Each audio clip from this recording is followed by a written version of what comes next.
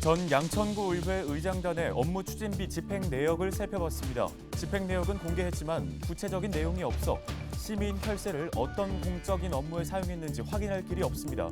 지방의회 업무 추진비가 감시 사각지대에 놓여 있습니다. 서울 지역 신규 확진자 수가 이틀 연속 2만 명대를 기록했습니다. 일주일 전보다 2,800여 명 증가한 수치입니다.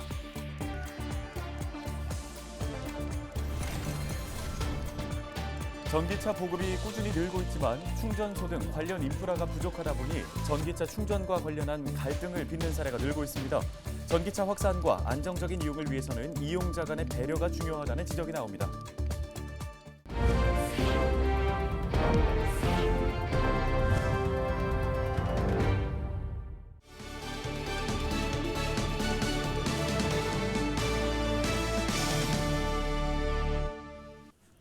시청자 여러분 안녕하십니까? 헬로티비 뉴스입니다. 8대 양천구의회가 임기 마지막 달 나상희 전 부의장을 사직으로 공석이 된 부의장을 새로 선출했습니다. 부의장을 비롯해 의장단이 되면 업무 추진비를 사용할 수 있게 되는데요. 네, 8대 양천구의회가 공개한 업무 추진비 내역을 들여다보니 제대로 된 사용 목적도 알 수가 없고 또 의원들 스스로 만든 조례도 지켜지지 않고 있었습니다. 김진재 기자가 취재했습니다. 지난달 16일 8대 양천구에는 임기 중 마지막 임시회를 열고 공석이던 부의장을 선출했습니다. 부의장 임기는 단 보름이었는데요. 출석 의원 11명 중 10명이 부의장 선출에 동의했습니다. 얼마 남지 않은 어정생활이지만 부의장이라는 큰 감투를 쓴 것 같습니다. 남은 15일 동안 우리 왜 웃고 그러십니까? 그런데 당시 부의장 선출 과정이 석연치 않습니다. 각 당은 별도의 후보를 내지 않았지만 의원들은 투표에서 모두 같은 이름을 적어냈습니다. 당시 투표에 참여했던 한 의원은 취재진과의 통화에서 지방선거 공천을 받지 못한 의원을 배려하는 차원에서 투표 전 부의장을 누구로 뽑을지 미리 정해놨었다고 이야기했습니다. 남은 의사 일정이 없어 사실상 아무런 역할이 없는 부의장직이지만 위상은 달라졌습니다. 별도의 집무실이 생기고 업무 추진비까지 사용할 수 있게 된 겁니다. 양천구의회 부의장이 1년간 사용할 수 있는 업무 추진비를 한 달 기준으로 계산하면 190만 원. 지난달 부의장 업무 추진비 사용 내역을 살펴보니 식당과 카페에서 10건을 결제해 모두 190만 원을 사용했습니다. 설렁탕집에서 한 번에 50만 원을 결제하는 등 저녁 식사 시간에만 하루에 62만 4천 원을 쓴 경우도 있습니다. 목적은 하나같이 의정활동 관련 간담회. 이런 관행은 의장과 상임위원장도 다르지 않습니다. 임기 마지막 달 의장과 각 상임위원장이 사용한 업무 추진비는 모두 1,000여만 원으로 집행 목적은 의정활동 관련 간담회로 같았습니다. 모든 내용이 똑같이 표기돼 있어 일반인들은 정확한 사용 내역을 알 수 없습니다. 어떤 내용인지, 그다음에 또 대표적으로 누굴 만났는지 이게 불명명하니까 그건 뭐 사실 정보 공개 내용에 한 반절은 빠져 있다고 봐야죠. 이건 아쉬운 부분이에요. 행정안전부는 업무 추진비 집행 내역을 공개할 때 간담회 대상이나 목적을 포함해 작성하도록 규정하고 있습니다.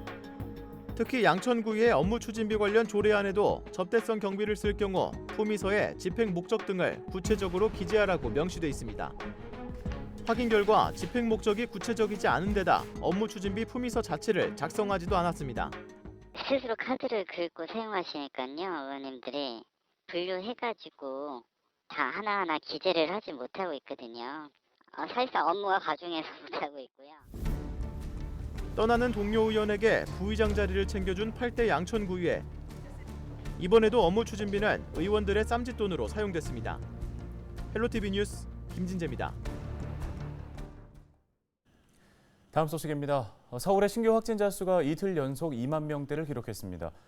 서울시는 27일 0시 기준 신규 확진자가 2만 83명 발생했다고 밝혔습니다. 이는 일주일 전 같은 요일 기준 2,800여 명 증가한 수치입니다. 지역별 신규 확진자는 양천 759명, 은평 922명입니다. 사망자는 5명 발생해 누적 사망자는 4,949명이 됐습니다. 서울시 준중환자 전담병상 가동률은 54.7%로 집계됐고 27일 0시 기준 서울 시민의 백신 접종률은 3차가 64.2%, 4차는 9.2%입니다.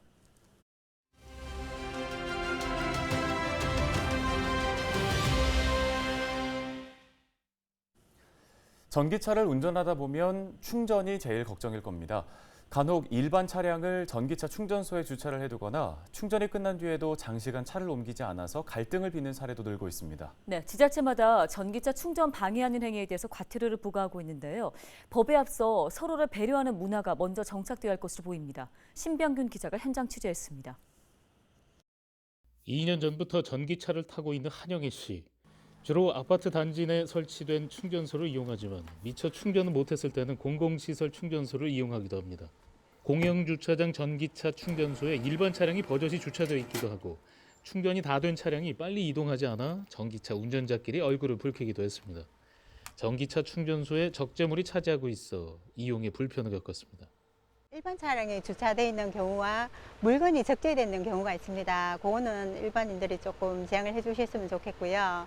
그리고 전기차도 충전이 완료됐으면 바로 빼주셔야지 다음 분이 와서 또 충전을 사용을 할 수가 있습니다. 그리고 전기차 그 충전 커넥터 사용하신 다음에 뚜껑을 닫는다든지. 전기차 확산과 안정적인 이용을 위해서는 이용자들 간의 배려가 중요합니다. 전기차 충전소에 일반 차량이 주차해서는 안 됩니다. 충전이 완료되면 다른 이용자를 위해 바로 이동해야 합니다. 전기차 충전 시설에 물건을 적재해 충전을 방해해서는 안 됩니다. 충전 후 사용한 케이블은 제자리에 두어야 합니다. 손상된 케이블은 사고로 이어질 수 있습니다. 충전소 이용 수칙을 지키지 않을 경우 과태료가 부과될 수 있습니다.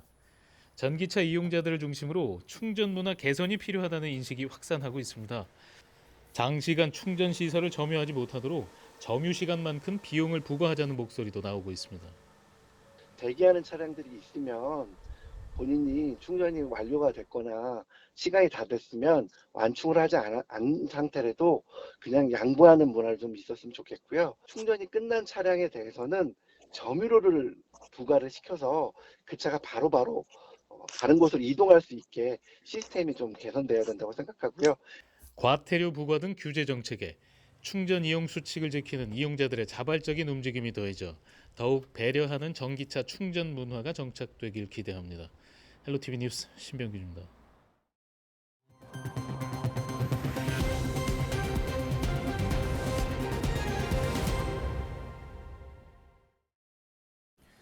은평구가 폭염 피해 예방을 위한 종합대책을 추진합니다.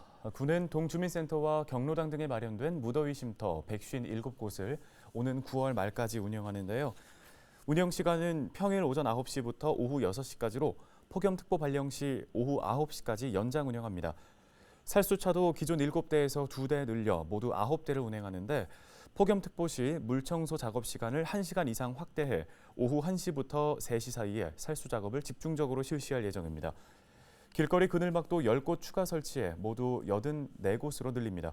이외에도 은평구는 버스 정류장 9곳에 냉방이 가능한 스마트 쉼터를 설치하고 폭염 취약시설물에 대한 안전점검을 실시할 예정입니다. 양천구 가방소공인 지원센터가 26일 문을 열었습니다. 가방소공인 지원센터는 가방 제조 산업을 육성하기 위한 공동 작업시설인데요. 국내 가방소공인 최대 밀집 지역인 신월동에 지상 3층, 지하 1층 규모로 조성됐습니다. 센터 내에는 재단실과 강의실, 공동 작업실 등이 마련됐는데요. 시설 이용료는 모두 무료입니다. 개소식에 참석한 이기재 양천구청장은 앞으로도 다채로운 지원 프로그램을 통해 도시 소공인의 발전을 응원하겠다고 말했습니다. 은평 여성 네트워크가 27일 기자회견을 열고 도시가스 안전점검원 격월 검침 시행을 촉구했습니다.